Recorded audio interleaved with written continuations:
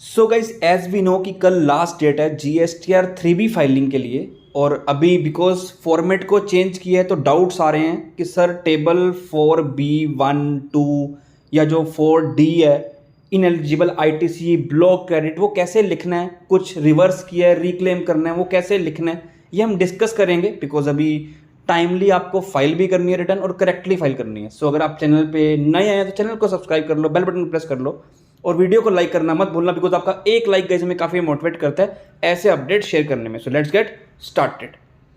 Changes in table 4 of GSTR 3B ITC availment reversal and in eligible ITC में changes आए हैं। Notification आई थी number 14 dated 5 जुलाई, जिसने notify किए थे changes in table 4 of form GSTR 3B। अभी हम डायरेक्टली चेंजेस पर चलते हैं। तो ये आपका टेबल 4 है एलिजिबल ITC का।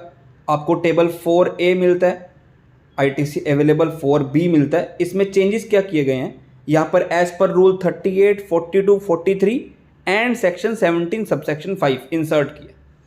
और बी अदर्स मतलब अगर आपको कुछ लगता है कि जो आप रूल के अकॉर्डिंग रिवर्स कर रहे हो ITC रूल 38, 42, 43, तो वो तो आप यहाँ डाल दोगे कि आप इसको फिर से रिक्लेम नहीं करने वाले। तो यहाँ पर कौन सा अमाउंट आता है, नॉन रिक्लेमेबल। इजी लैंग्वेज में बात करता हूँ कि आपको लगता है कि हाँ भी ये तो रिवर्स करना ही करना है, दोबारा कभी इसे क्लेम करने की बात नहीं आएगी, तो आप 4B1 में डालोगे। बट सपोज करो अगर आपने कोई एज पर रूल रिवर्स नहीं करना है, कुछ और रीज़न है, आपने कुछ गलती से मतलब अमाउंट कुछ लिखा हुआ था उसको रिवर्स करने वाले हो, तो आप 4B2 में लिखोगे। 4B2 में तो आपने वो मेंशन कर दिया 4B2, बट बाद में सपोज करो आपको पता लगता है आपने गलती से वो अमाउंट रिवर्स कर दिया था, जो आपने पहले अमाउंट लिखा था वही ठीक था, तो उस केस में आप उस अमाउंट को रिक्लेम करोगे। तो रिक्लेम करने के लिए मैं अभी आपको रीड भी करवाऊंगा, बट पहले कंसेप्ट बता रहा हूं। अब आपने क्या किया, पहले ऑलरेडी अमाउंट यहां पे रिवर्स कर दिया। फॉर एग्जांपल 14,500 है, ITC क्लेम करना था, गलती से कर दिया 10,500, मतलब 10,500 करना था, गलती से कर दिया 14,500। आपको ऐसे लग रहा है तो आप क्या करोगे, 4,500 आप रिवर्स कर दोगे, मतलब 4,000 आप रिवर्स कर दोगे 4B2 में। बट नेक्स्ट मंथ आपको पता लगता है कि नहीं 10,500 नहीं 14,500 ही क्लेम करना था, वही अमाउंट ठीक था। तो आपने तो 4,000 ऑलरेडी रिवर्स कर दिया, तो आपको 4,000 को रिक्लेम करना है। तो जब आप रिक्लेम करोगे तो आप उसे 4A5 में भी दिखाओगे जिस मंथ में रिक्लेम करोगे, और उसे आप 4D1 में भी दिखाओगे। तो मैंने क्या बोला, आपने 14,500 क्लेम किया था, आपको लगा कि 10,500 क्लेम करना है, तो 4,000 एक्स्ट्रा क्लेम किया हुआ था, आपको ऐसे लग रहा था, तो आपने इस 4,000 को कहां पे रिवर्स किया, 4B2 में।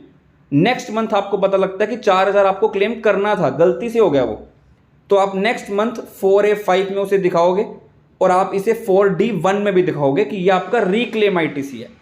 ITC reclaimed which was reversed under table 4B2 in earlier tax period। तो वो यहां पे आ जाएगा आपका 4,000, जो हमारा एग्जांपल है। अगर आपका कोई इनएलिजिबल ITC है, बिकॉज आपको पता है प्लेस ऑफ सप्लाई का अगर मिसमैच है, तो आपने जो GSTR 2B डाउनलोड करते हो, GSTR 2B में आपको एक कॉलम मिलता है ITC अवेलेबल का। ITC अवेलेबल एक कॉलम होता है GSTR 2B में, वहां पर आपको लिखा होता है कि यस या नो क्लेम करना है या नहीं करना है। नो कहां पे लिखा होता है, जब आपका प्लेस ऑफ सप्लाई मिसमैच होता है। आपके पास GST नंबर महाराष्ट्र का है for example, but place of supply किसी और स्टेट का आ रहा है, तो आप वो ITC महाराष्ट्र में क्लेम नहीं कर पाओगे, तो वो इशू क्या बन गया, ITC restricted due to place of supply, तो वहां पे नो आता है, तो वो ITC आपका यहां पर आएगा 4D2 में।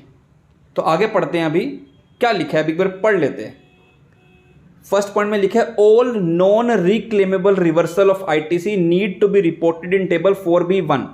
कहने की मतलब है कि 4B1 में वो आएगा जो आपको लगता है कि आप कभी रिक्लेम करोगे ही नहीं, रूल बेस्ड रिवर्स कर रहे हो, तो वो तो यहां पे आ जाएगा। फिर जो मेरा एग्जांपल था 4,000 वाला, ऑब्वियस सी बात है वो आप 4B2 में लिखोगे। All reclaimable ITC reversal may be reported in table 4B2। It should be noted that जो आपने ITC रिवर्स किया होगा 4B2 में कैन बी रिक्लेम्ड, आप इसे रिक्लेम कर सकते हो जब आपको लगेगा कि हाँ आपने पहले कुछ गलती कर दी है, तो रिक्लेम करोगे in table 4A5 at appropriate time, और उसका ब्रेकअप भी दिखाओगे उस रिक्लेम्ड आईटीसी का इन 4D1। वही है जो मैंने एक्सप्लेन किया है। जब आप क्लेम करोगे वो 4000 जिस मंथ में, तो आप पहले 4A5 में दिखाओगे और सेम अमाउंट आप सेम मंथ में यहां पे भी दिखाओगे। आई बिलीव समझ में आ रहा है आपको।